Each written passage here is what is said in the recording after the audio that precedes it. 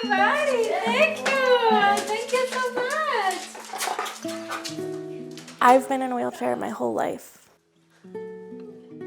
I have cerebral palsy, and then I also have a GI condition that causes me not to be able to digest food. I've lived at home until about 1.5 years ago. I definitely wouldn't be able to live on my own without Nathan. Get it? Nathan is my arms and my legs. He helps me so much when I'm out and about and when I'm home. Thank you. When I'm home without my caregiver, he really is my caregiver. I heard about Healing House maybe a little before the summer of 2019, and we started training together in August of 2020. He opens drawers and doors. He can turn off or turn on lights. Good boy. He picks up dropped items Good boy. Thank and you. also can get me items that I can't reach on my own. When you're training with a service dog, the training kind of never really stops. It's hard to put into words everything that Nathan and Healing House has done for me.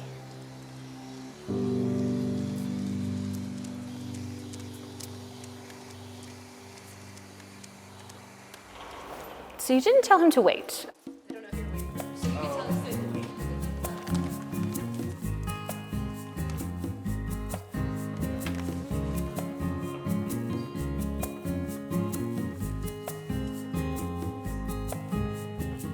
Yeah, I think I gave you one that one time. I was like, this is good enough. And then I had a dog who had a lot of behavioral problems, and she was kind of a problem child, and I loved her so much. I took her to classes, and then I decided I was gonna learn everything I could.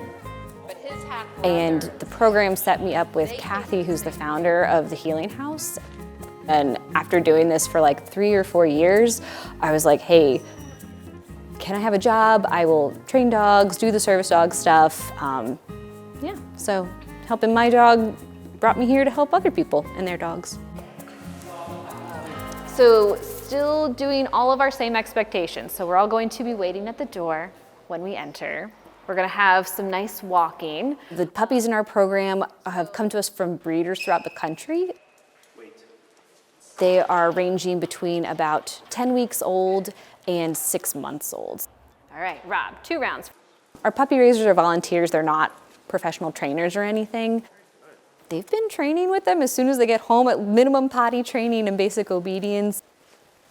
Lots of socializing. So even if they're little, we try to take them on field trips so they can experience the world. In the elevator, they do love to swing out and lay in open spaces. The mall is a great place that we take our dogs to learn to work through a lot of distractions, different environments. All right, let's see how many of y'all we could fit. We have different textures, so like tile floors and carpets. There's things that are dropped on the ground that the dogs need to ignore. There are lots of people around that they need to learn that they can't always say hi to, in addition to all of the sounds and the noises. Same thing, yes, exactly. It's just the implied. It offers us this ability that we can work in those environments and be far enough away that we can work the dog successfully while putting in some controlled challenges. All right, cool. We're gonna walk them against this. They should be close. They don't have to be too tight, but we want them to feel comfortable. Shaka, are you afraid of, you're not afraid of heights. So he's like concerned. So he might have a height thing. So you're gonna give him more space against the rail, because right now forcing him is just gonna make him feel kind of worse about it. Good job, bud.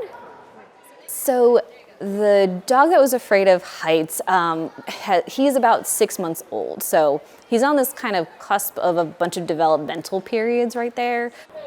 All right, Rob, let me take his leash. So we want him to work through it because he's going to have to learn to deal with situations as a service dog. So you're going to show the treat to him. Giving him something incentivizing that he can do well is the best way to approach it.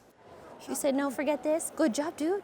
We don't teach any task work until the puppies are over 14 months old and they've been placed because we train the task work for the person. Good. But foundationally, we do try to kind of set them all up. So this way, that translates into task work that they could be doing as a grown-up.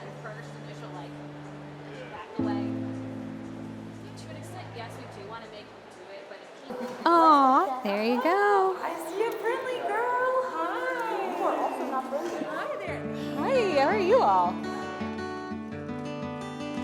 So our older dogs right now are about 16 months old. Responded to your email, I met. So they've gone through all of their socialization, their basic obedience training, and they're learning to work with their handlers. The service dog's gonna go to them. We train psychiatric autism and mobility dogs. Yeah, what brand is this? What we as trainers are going for and need to see is that the handler is capable of managing the dog and that the dog is able to perform the tasks for their person in a variety of situations. On the evaluation, you're going for our psychiatric and autism task work, there's some overlap. It's kind of dependent on what the person exhibits and then what they need.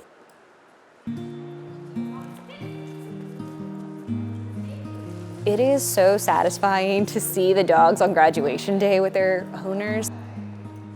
So we've learned that person and like how their life is impacted on the daily by their disability and then how these dogs come in and just change that for them. Is it? Is it?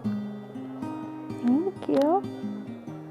I definitely would recommend other people with special needs to look into getting a service dog. Go through.